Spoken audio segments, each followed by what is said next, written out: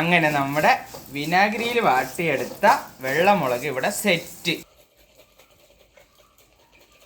ഇനി ഇതൊരു ഒരാഴ്ച കഴിഞ്ഞാൽ നിങ്ങൾക്ക് ഇതും കഞ്ഞിയുടെ കൂടെയൊക്കെ കഴിക്കാൻ പറ്റുന്ന ഒരു വെറൈറ്റി ഐറ്റമാണ്. എല്ലാവർക്കും നമസ്കാരമുണ്ട്. നമുക്ക് കുറച്ച് വെള്ളമുളക് കിട്ടിയിട്ടുണ്ട് കേട്ടോ. നല്ല കിടിലൻ വെള്ളമുളക്, തനി നാടൻ വെള്ളമുളക്. ഇതുകൊണ്ട് അമ്മ ഒരു സ്പെഷ്യൽ സൈഡ് ഡിഷാണ് ഉണ്ടാക്കാൻ പോകുന്നത്. വീട്ടിൽ കഞ്ഞിയോ അല്ലെങ്കിൽ മോര് മാത്രമൊക്കെ ഉണ്ടെങ്കിൽ ആ ചോറിൻ്റെ കൂടെ ആ മോരും കുഴച്ച് ഈ പറഞ്ഞ മുളക് കൊണ്ട് ഒരു സ്പെഷ്യൽ സാധനമാണ് ഇവിടെ ഉണ്ടാക്കാൻ പോകുന്നത്. നമുക്ക് തുടങ്ങിയാലോ അമ്മ? തുടങ്ങാലോ. അപ്പോൾ അതിനൊരു സ്പെഷ്യൽ ടെക്നിക്ക് ഉണ്ട് കേട്ടോ. ഈ ഓരോരോ മുളക് ഇങ്ങനെ പപ്പടക്കോല് കൊണ്ട് നമ്മളിങ്ങനെ ഓരോരോ ഓട്ട കുത്തുക. ഓക്കെ, ചർക്ക് ഇങ്ങനെ ഓട്ട കുത്തിയിട്ട് മാറ്റി വയ്ക്കുക. ഇത് പണ്ട് കാലത്തൊക്കെ പാടത്ത് പണിക്ക് പോകുന്നവരൊക്കെ ഇങ്ങനെയൊക്കെ കൊണ്ടുപോയി കഴിക്കാറുണ്ട് എന്നാണ് കേട്ടറിവ്. കുറച്ച് വർഷങ്ങൾക്ക് മുമ്പേ ഈ അച്ചാറൊന്നും ശേഖരിച്ച് വെക്കില്ല. അപ്പം നമ്മൾ ഈ സീസൺ, ഈ വെള്ളമുളകിൻ്റെയൊക്കെ സീസൺ വരുന്ന സമയത്ത് കുറച്ച് ഇതുപോലെ കുത്തിയിട്ട് വിനാഗിരിയിൽ ഉപ്പ് ഇട്ടിട്ട് ഈ മുളക് ഇട്ട് വെക്കും. അത് ഒരാഴ്ച കഴിഞ്ഞ് കഴിഞ്ഞാൽ അത് കുറേശ്ശെ എടുത്തിട്ട് നമ്മൾക്ക് വെളിച്ചെണ്ണ ഒഴിച്ചിട്ട് വറുത്തും എടുക്കാം. അപ്പൊ നമ്മളിന്ന് ചെയ്യുന്നത് വറുത്തെടുക്കുന്ന ടെക്നിക്കാണ്. ഇത് പെട്ടെന്ന് തയ്യാറാക്കുകയാണ് ഞാൻ, ഇൻസ്റ്റന്റ് ആയിട്ട്. നേരത്തെയൊക്കെ വിനാഗിരി മുളക്, പുളിമുളകൊക്കെ ചെയ്യുന്നതുണ്ട്, മോരുമുളകൊക്കെ ചെയ്യും. ഇത് പെട്ടെന്ന് ഈ മുളക് കിട്ടിയ ഉടനെ തന്നെ നമുക്ക് ചെയ്യാൻ പറ്റുന്ന ഒരു ടെക്നിക്ക്. അതെ, ഓക്കെ. ബാക്കിയുള്ളതാണ് വിനാഗിരിയിലിട്ട് വെക്കുന്നത്. ഓക്കെ, അങ്ങനെ നമ്മുടെ മുളക് എല്ലാം ഓട്ട കുത്തിയില്ലമ്മ? അതെ. ഓക്കെ, പിന്നെ അടുത്ത പരിപാടിക്ക് പോവാം. ഓ ആയിക്കോട്ടെ. ഓക്കെ, അപ്പം ഗ്യാസൊക്കെ കത്തിച്ചിട്ട് അതിലൊരു ചീനച്ചട്ടി നമുക്ക് വെച്ച് കൊടുക്കാം. ഇനി അതിലേക്ക് കുറച്ച് വിനാഗിരി അങ്ങോട്ട് ഒഴിച്ചു കൊടുക്കാം കേട്ടോ. അത്രയും മതി. അങ്ങനെ വിനാഗിരി ചൂടായി അതിലേക്ക് നമുക്ക് വെള്ളമുളക് ഇട്ട് കൊടുത്തിട്ട് ഒന്ന് ഫ്രൈ ചെയ്തെടുക്കാം കേട്ടോ. ഇനി ഇതിലേക്ക് കുറച്ച് ഉപ്പിട്ട് കൊടുക്കാം കേട്ടോ.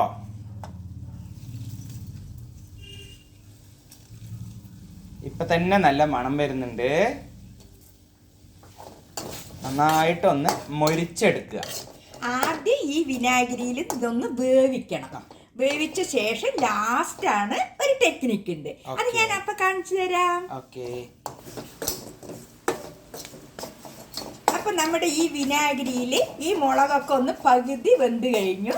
വിനാഗിരിയൊക്കെ വറ്റി തുടങ്ങിയല്ലോ. അതിന് ശേഷം കുറച്ച് വെളിച്ചെണ്ണ ഒഴിച്ചു കൊടുക്കാം.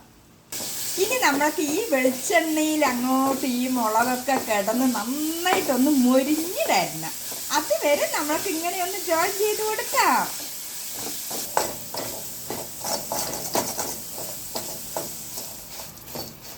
അങ്ങനെ നമ്മുടെ വിനാഗിരിയിൽ വാട്ടിയെടുത്ത വെള്ളമുളക് ഇവിടെ സെറ്റ്. കണ്ടില്ലേ, വളരെ എളുപ്പമാണ് കേട്ടോ. അത് കഞ്ഞിയോ മോരൊക്കെ ഉണ്ടെങ്കിൽ അതിൻ്റെ കൂടെ, ചോറിൻ്റെ കൂടെ ഇത് വെറുതെ ഇങ്ങനെ ഒന്നോ രണ്ടെണ്ണോ ഉണ്ടെങ്കിൽ കടിച്ച് ഇങ്ങനെ കഴിച്ചാലുണ്ടാവല്ലോ മോനെ, അടിപൊളി. അങ്ങനെ ബാക്കിയുള്ള മുളക് നമ്മൾ അവിടെ മാറ്റി വെച്ചിട്ടുണ്ട്. ഇനി അതുകൊണ്ടുള്ള ടെക്നിക്ക് എന്താണെന്ന് കാണിച്ചു തരാം കേട്ടോ. ഓക്കെ, ഇത് ഗ്യാസ് ഓഫ് ചെയ്ത് എടുത്തു വെച്ചോളൂ. ഇനി നമ്മളിതാ ഇവിടെ ഒരു ഹോർലിക്സ് കുപ്പി എടുത്തിട്ടുണ്ട്. ഇപ്പോഴത്തെ ഹോർലിക്സ് കുപ്പിയൊന്നല്ല കേട്ടോ. ഇത് എൻ്റെ ഓർമ്മയിൽ എൻ്റെ ചെറുപ്പകാലം മുതൽ അമ്മ എടുത്ത് വെച്ച ഹോർലിക്സ് കുപ്പിയാണ്. ഇവിടെ ബാക്കിയുള്ള മുളക് അമ്മ അപ്പോഴേ ചെയ്ത പോലെ തന്നെ ഓട്ട കുത്തി വെക്കുന്നുണ്ട്. ഇനി ടെക്നിക്സ് കാണിച്ചു തരാം കേട്ടോ.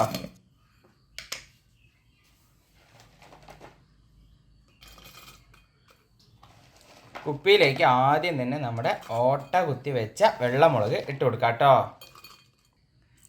ഇനി ഇതിലേക്ക് നമുക്ക് അത് മുങ്ങുന്ന അത്രയ്ക്കും വിനാഗിരി ഒഴിച്ചു കൊടുക്കാം കേട്ടോ. അത്രയ്ക്കും മതിയാവും. ഇനി അതിലേക്ക് ആവശ്യമുള്ള കല്ലുപ്പ് കൂടെ ഇട്ട് കൊടുക്കാം കേട്ടോ. അത് മതിയാവും. അപ്പം ഇങ്ങനെ നന്നായിട്ടൊന്ന് അടച്ചതിന് ശേഷം നമുക്കിതൊന്ന് കുലുക്കിയെടുക്കാം കേട്ടോ.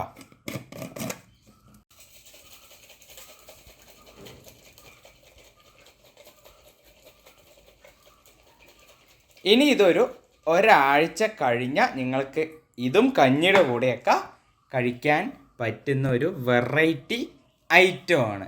പിന്നെ അപ്പോഴേ അമ്മ ചെയ്ത പോലെ ആ എണ്ണയിൽ ഇതൊക്കെ വറുത്തെടുത്തില്ലേ, അതുപോലെ ഇതൊരാഴ്ച കഴിഞ്ഞാൽ ഇതിനെ എടുത്തിട്ട് അതുപോലെ വറുത്ത് കഴിക്കാനും പറ്റും.